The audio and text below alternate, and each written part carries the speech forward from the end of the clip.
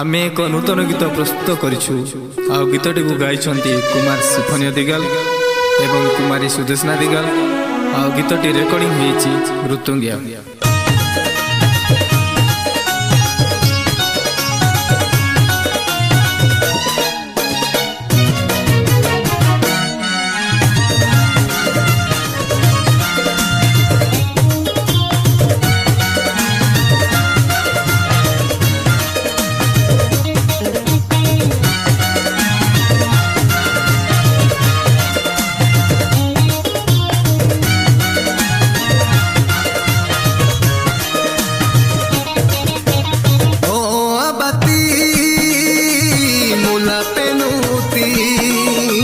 सुपारी गति जिसुरा जयंती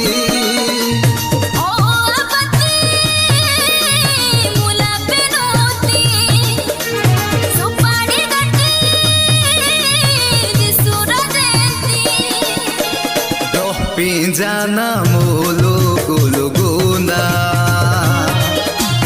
और पिंजाना मोगेरा देसाना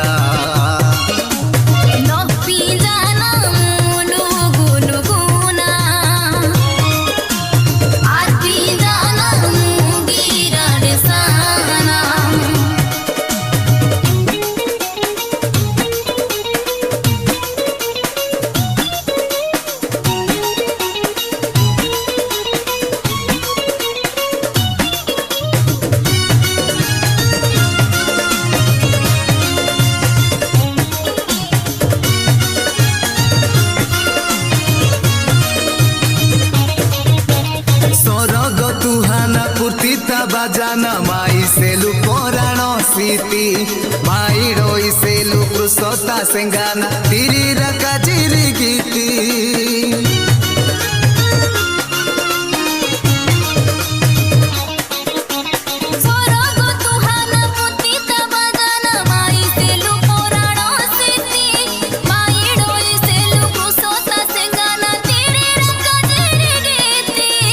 रोआते माई पागाटाती प्रभु जीसु इनु जी पागाटाती इनु माई पागाटाती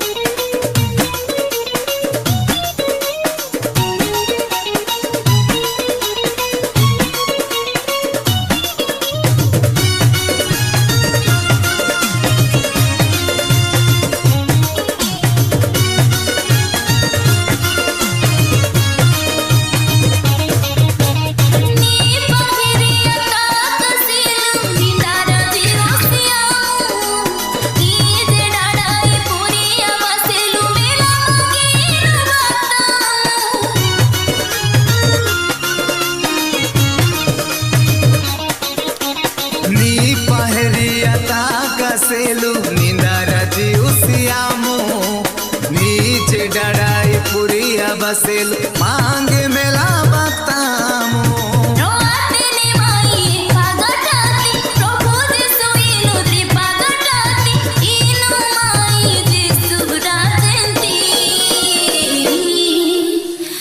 पिंजाना मोलो गोलो गोना और पिंजाना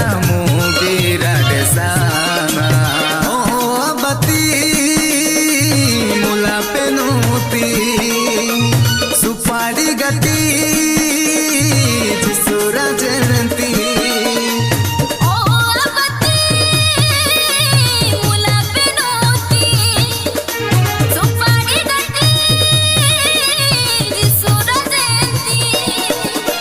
तो पिंजाना